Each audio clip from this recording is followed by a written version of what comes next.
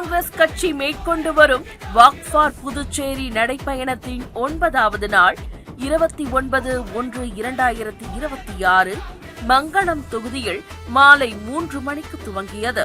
கீழ் அக்ரஹாரம் முத்தாலம்மன் கோவில் அருகே மாநில செயலாளர் மற்றும் மங்களம் தொகுதி பொறுப்பாளர் ரகுபதி நடைப்பயணத்தை கொடியேற்றி துவங்கி வைத்தார். இளையராஜா இந்த நிகழ்வை ஒருங்கிணைத்திருந்தார். இதில் காங்கிரஸ் கட்சி தலைவர் வி. வைத்தியலிங்கம் MP, முன்னாள் முதலமைச்சர் வி. நாராயணசாமி, சீனியர் துணைத் தலைவர் P.K. தேவதாஸ், சட்டமன்ற உறுப்பினர் M. வைத்தியநாதன், வட்டார காங்கிரஸ் தலைவர்கள் விநாயகம் முதலியார் மற்றும் வீரமுத்து, மாநில செயலாளர் செல்வராஜ், PCC மற்றும் அனைத்து பிரிவு நிர்வாகிகள் கலந்து கொண்டு சிறப்பித்தனர். மேலும் தலைவர்களை ஆட்டம் பாட்டம் தாரை தப்பட்டை வான வேடிக்கையோடு வரவேற்ற மக்கள் ஆரத்தி எடுத்தும் மாலை அணிவித்தும் மலர் தூவியும் தங்களின் அன்பையும் மரியாதையையும் வெளிப்படுத்தினர்.